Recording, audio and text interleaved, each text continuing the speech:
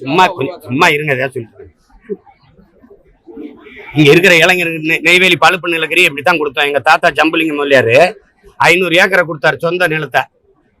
299 பேரை வேலைக்கு எடுத்துருக்கான். ஒருத்தர் நாங்க தமிழ் இல்ல. நிலத்தை கொடுத்துட்டு வீட்டை எழுந்துட்டு காட்டை எழுந்துட்டு நடு தெருவில் உட்காந்துருக்கேன், படுத்திருக்கேன். வாரியெல்லாம் என்னோட நெய்வேலிக்கு வரையில நான் காட்டவா? அங்க பாருங்க டாட்டாவுக்கு கொடுத்தான் அங்க ஓசூர்ல. அவன் அந்த ஒரு தொழிற்சாலையில 600 பேர் 500 பேர்னு பொம்பளைக்கு தனி ட்ரெயின் கொண்டாந்து அங்கிருந்து ஜார்க்கண்ட்ல இருந்து கொண்டாந்து இறக்கி வேலை கொடுக்குறான். நாங்க கொடுத்துட்டு இளைஞர்களுக்கு வேலை கொடுக்குறீங்களா? என் நிலத்தை பறிச்சுட்டு தான் கொடுப்பீங்களா? இதெல்லாம் கதை சும்மா. எதையாவது ஒண்ணு சொல்லிட்டு கூடாது. நான் வேலை கொடுக்குறேன். எப்படி கொடுக்குறேன்னு பாருங்க. நிலமும் வளமும் சார்ந்த தொழிற்சாலைகள். என் காற்று நஞ்சாகாது, என் நிலம் நஞ்சாகாது, என் நீர் நஞ்சாகாது. எத்தனை பேருக்கு வேலை? படித்தவர் படிக்காதவர் அனைவருக்கும் அரசு வேலை நான் கொடுக்குறேன். திட்டம் சொல்றேன். இந்த பேசும்போது சொல்றேன். வரைவுல கொடுத்துருக்கேன் என் புத்தகத்துல. மக்கள் அரசு .com தட்டி பாருங்க. அதுல இருக்குது எப்படி வேலை கொடுப்பேன்ட்டு. சும்மா தொழிற்சாலைன்னு முதலாளிகள் வளர்ச்சிக்கு கொண்டாந்து கொடுத்துட்டு 5000 ஏக்கர் சிறப்பு பொருளாதார மண்டலம்னு பல 1000 ஏக்கரை பறிச்சு கொடுத்தீங்க. என்ன வளர்ந்துருச்சு? ஒரு கமண்டலம் வளரல. சும்மா எதையாவது பேசிட்டு ஒரு அடிப்படை இல்லாம. இவர்கள் விட்டாலும் நான் விட மாட்டேன். அது தெரியுமில்ல உங்களுக்கு?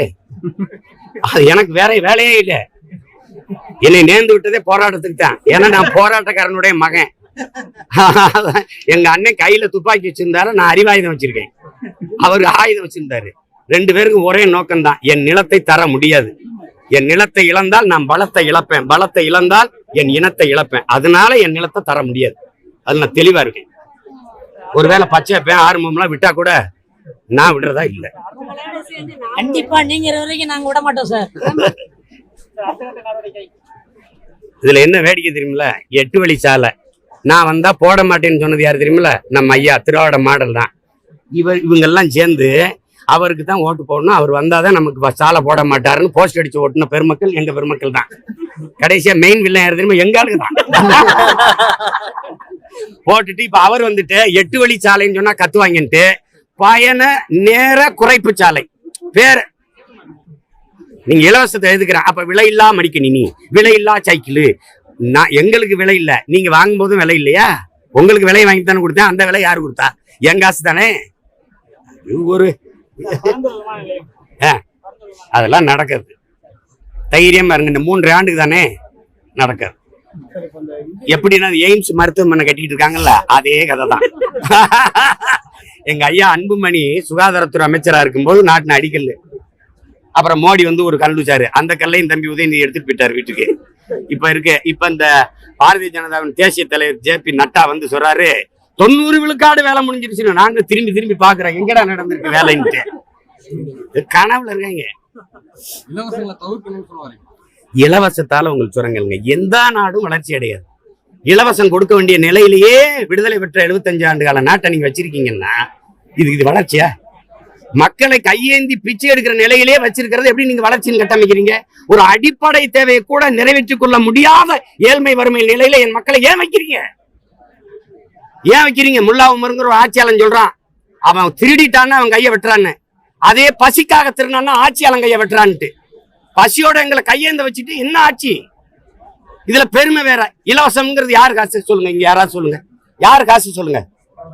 இலவச பஸ்ஸுங்கிறீங்க, இலவச பஸ்ஸுங்கிறீங்க. பஸ் யாரு காசுல வாங்குனீங்க? யாரு காசு? இலவசத்துல இழக்கிற பணத்தை எங்கிருந்து எடுக்கிறீங்க? மின் கட்டணத்தை உயர்த்தி, சொத்து வரியை உயர்த்தி, எரிவாயு விலையை உயர்த்தி, அப்ப அதுல இருந்து தானே எடுக்கிறீங்க. அரிசிக்கு வரி, உப்புக்கு வரி, ஊறுகாய்க்கு வரி, பருப்புக்கு வரி, எண்ணெய்க்கு வரி. நீங்க வீடு கட்டியிருந்தா பார்ப்போம். வீடு கட்டவே முடியாது. கம்பிக்கு வரி, சிமெண்ட்டுக்கு வரி, செங்கலுக்கு வரி, சாந்துக்கு வரி, எல்லாத்துக்கும் வரி. நீங்க வரி தான் கட்ட முடியும், வீடு ஒருபோதும் கட்ட முடியாது.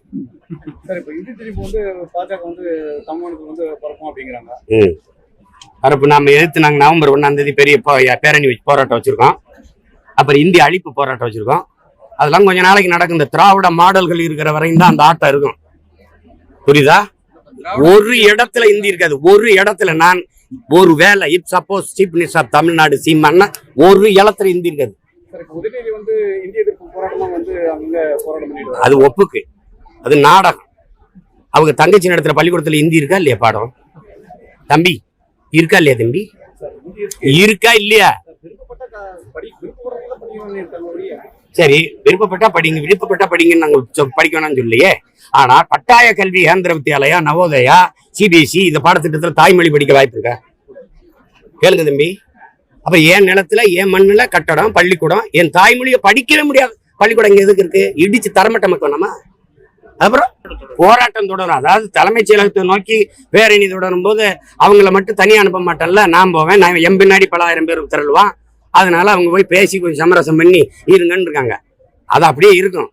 அதுல சும்மா கிளப்பி விடுறது 40,000 கோடி பட்ஜெட், அதுக்கு ஒரு 15,000 கோடி கிடைக்கும். அதுக்காக இதை பேசுறது ஒன்னும் நடக்க போறது இல்ல. இப்படி பேசிட்டே இருக்க வேண்டியதான். அதை நிறைய பேசிட்டேன். RSS பேர் நீங்க அனுமதி கொடுக்குற அரசு, அவங்க கேட்கிற பாதையில் கொடுக்குற அரசு எனக்கு தரமாட்டேங்குது. இந்தியை எதிர்க்கிறதுக்கு தரமாட்டேங்குது. ஏதாவது ஆளே நடமாட்டம்ல ஒரு சந்து இருக்கும்ல, அங்க போங்குது என்னைய. இவ்வளவுதான் இவங்க இந்திய எதிர்ப்பு. புரியுதா உங்களுக்கு? பிரதமர் மோடியும் நிதி அமைச்சரும் வந்து பொருளாதாரத்துல இந்தியா முன்னேறி இருக்குன்றாங்க. ஆனா உலக வங்கியில வந்து எந்த முன்னேற்றமும் இல்லைன்றாங்க. அது இப்ப யார் சொல்றதை நம்ப சொல்றீங்க? யார் சொல்றதை நம்ப சொல்றீங்க? ஐயாவும் அம்மாவும் கொஞ்ச நஞ்ச பொய்யா பேசியிருக்காங்க. 8 வருஷமா பொய்யை தவிர வேற என்ன பேசியிருக்காங்க? வளருது வளருது வளருது. நானும் எல்லா பக்கமும் திரும்பி பாக்குறேன். எந்த பக்கமாவது வளருது, இந்த பக்கம் வளருதா, இந்த பக்கம் வளருதா, இல்ல மேல கீழே வளருதா? ஒன்னும் கிடையாது. வரிதான் வளருது. 5 விழுக்காடா ஏறி வரிதான் வளருது. வேற என்ன வளருது? அவர்களுக்கு எதை பத்தியும் கவலை கிடையாது. மக்களை பற்றியோ, மண்ணை பற்றியோ, மலைகளை பற்றியோ, மணலை பற்றியோ, மலையை பற்றியோ எதை பத்தியும் கவலை கிடையாது. மதம் அதை மட்டும் வச்சுட்டு வண்டி ஓட்டுவாங்க. இன்னும் சரியா பாருங்க, ஒரு 4-5 ஆண்டுகள் என்ன நடக்குது. மக்கள் வீதிக்கு வந்து கொந்தளித்து மாபெரும் புரட்சியை செய்வான். எதிர் நிக்க முடியாது இவங்களால. வேற ஏதாவது கேள்வி இருக்கா? தொடர்ந்து இந்திய வந்து அமித்ஷா அவர்கள் வந்து எல்லா துறையிலையும் வந்து அழுத்தம் கொடுக்கணும்னு சொல்ல வராரு. இது நாம் தமிழர் கட்சி சார்பில் நீங்க என்ன மாதிரி பாக்குறீங்க? நான் எதிர்க்கிறேன். பல முறை எதிர்த்து பேசிட்டேன், போராடிட்டேன். நவம்பர் 1ஆம் தேதி தமிழ்நாடு அன்னைக்கு மிகப்பெரிய போராட்டத்தை நாங்க முன்னெடுக்கிறோம். புரியல? வட மாநிலங்கள்ல மருத்துவ கல்வி இந்தியில கொண்டு வந்திருக்காங்க, தமிழ்ல கொண்டு வர்றது. வட மாநிலம் நீ என்னத்தையும் படி, என் நிலத்துல என் தாய்மொழியில தான் நாங்க படிப்போம். அது ஒரு காலம் வரும், உருவாக்குவோம். நீங்க வட மாநிலத்துல இந்தியில படி, நீ உருதுல படி, நீ டச்சுல படி, ஜெர்மன்ல படி, பிரெஞ்சுல படி, அதை பத்தி எனக்கு கவலை கிடையாது. உங்களுக்கு புரியுதா? நீ இந்தியில படிச்சுட்டு இங்க 24 கல்லூரிக்கு மேல இருக்குது. என் மக்கள் காசுல, எங்க ஆத்தால பெண் காசுல கட்டினதுல. இது என் பிள்ளைய படிச்சா தான் என் தாய் தந்தையருக்கு மருத்துவம் பார்க்க முடியும். அந்த நீட்டை கொண்டு வந்து எங்களுக்கு படிக்கிற வாய்ப்பே எல்லாமே கனவாக்கி விட்டுட்டு பூரா அவன் வந்து பார்த்து பிட்டடிச்சு எழுதிட்டு வந்துடுறான். அவ்வளவு பேரும் அமெரிக்காவில் இருக்க ப்ரோமெட்ரிக்குங்கிற அந்த நிறுவனம் நடத்துது இதை. இந்த நாட்டு மருத்துவரை உருவாக்க இந்த தேர்வை நடத்துறதுக்கு அமெரிக்காவில் இருக்கிற நிறுவனத்துக்கு எதுக்கு ஒப்பந்தம் கொடுத்துருக்க? ஒரு தேர்வு கூட உனக்கு நடத்த முடியாதா? ஏதோ ஒரு கொடுமை நடந்துருச்சு. என்ன தெரியுமா?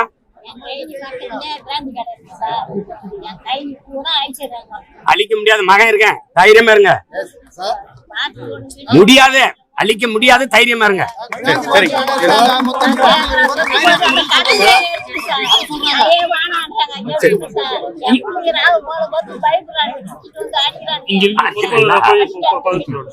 நான் பாக்குறேன். சரி, நான் வேற இடத்துக்கு நகரத்தை சொல்ல மூடிடுவோம், கவலைப்படாதீங்க. தமிழ் படிச்சுட்டு தமிழ்நாட்டுல அவங்க வேலையை அவங்க வந்து வேலையை நம்ம வேலையை பிடிக்கிட்டாங்க. தமிழ் படிக்காமே வந்து வேலை செய்யறேன். நீங்க தமிழ் படிச்சுட்டு நம்ம தமிழர்கள் வந்து இந்தியாவுக்குள்ள நம்ம வேலை செய்ய முடியாது. இங்கேயே தமிழே படிச்சிருந்தா நம்ம எப்படி நம்ம முன்னேற முடியும்? நீங்க என்ன பண்ணுங்க? ஹிந்தி படிச்சா வேலை கிடைக்கும்னா ஏன் நாட்டுக்கு வந்த? ஹிந்தி படிச்சா எனக்கு வடநாட்டுல வேலைன்னா